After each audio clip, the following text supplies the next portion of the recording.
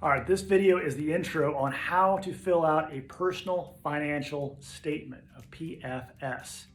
What is a PFS? Basically, it's a personal balance sheet, is what it is, and it also includes your cash flows. Usually a commercial lender will want to see this as opposed to a 1003 in a mortgage world that's usually fill in blank. It's kind of the same thing, but it's just in a different format. Now, if your commercial lender threw one of these at you, said fill one of these out, and you're going, what the hell?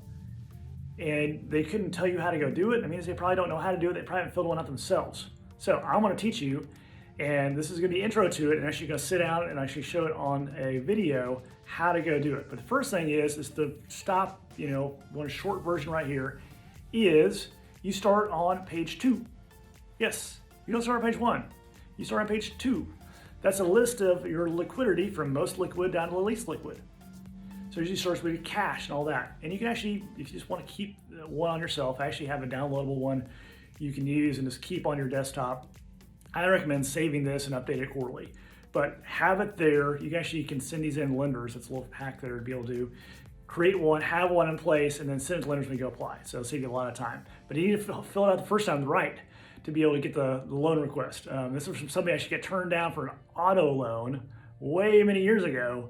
That the frustration built out of. So first thing is start on page 2. Start with liquidity. That's pretty easy. It would have your checking accounts. All your checking accounts, even if you have an entity, put those in there as well and to say, hey, it's owned by the entity. You actually can color outside the lines. Most of these things are Excel. Mine's in Excel. It actually has the links as well, but we'll talk about that in a second. But you actually can color outside the line going, hey, this is an entity I have that has this amount of liquidity in it, and we have 100% ownership in it. So put that outside the lines there. And then you go into stocks and bonds, you go into retirement accounts, and you go into non-marketable securities. What's that? That means you're an investor in something, and you can't go get your liquidity out. Or if you're an investor in a stock and mutual fund or something like that, you can go sell it and get it out. And then at the bottom is actually on your loans. This is the stuff that like sometimes there's auto loans, sometimes there's mortgage loans, but it's like the catch-all is down there. Is put your student loans in there, you put in your car loans, you put in any kind of loans that you have out there. And real estate kind of speaks for itself. Again, it goes back to if you have an LLC that owns real estate, put that in there as well. They'll want to know that. If you personally sign for it, put it in there. Now, all that information will flow back to page 1. It doesn't catch everything, but it flows back to page 1. The first part of it, as far as like who you are, you should know how to fill that out. If you don't, then you should be applying for a loan. But that's easy, and then everything else flows into that as basically a summary of page 2. So if it doesn't catch over, just do the copy and paste thing on the summary, pull it over on the page 1. But there's actually places that are like, hey, I don't know where to put this. Usually you can add columns in there. Mine, you actually add columns in if you need to add space going, where does this fit? I own gold. What is that? Well, just put it in there as far as an asset. And then liabilities is the second column down there. Put all your liabilities in there for all the mortgages. Again, it's a summary of what's on page 2. The liabilities you have pulls over from page 2 onto page 1. What is asset minus liabilities? Net worth.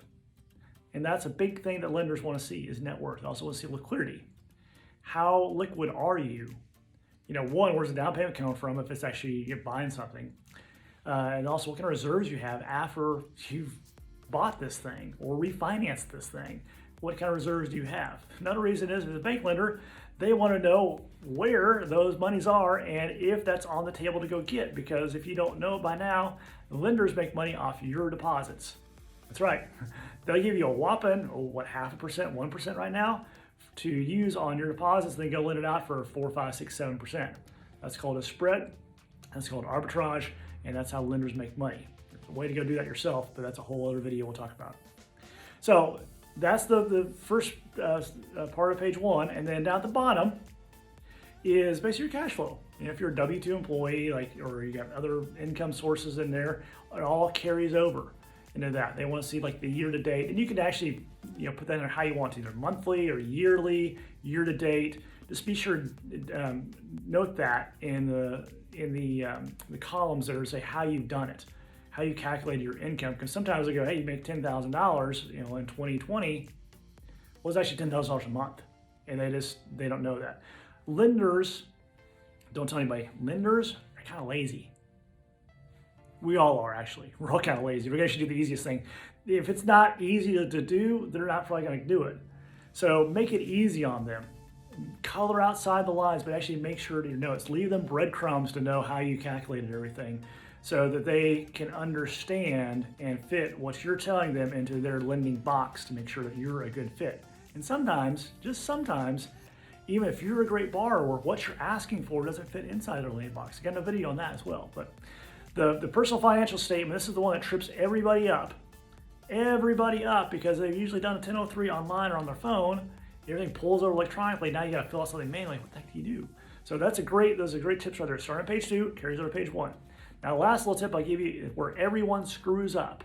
Everybody does this. Start off the top. Is on life insurance. They'll say cash value of life insurance. That is not term insurance. That's if you have a cash value whole life policy that has cash in it, then you actually sell it for liquidity or to get rid of it. You need to put that in there.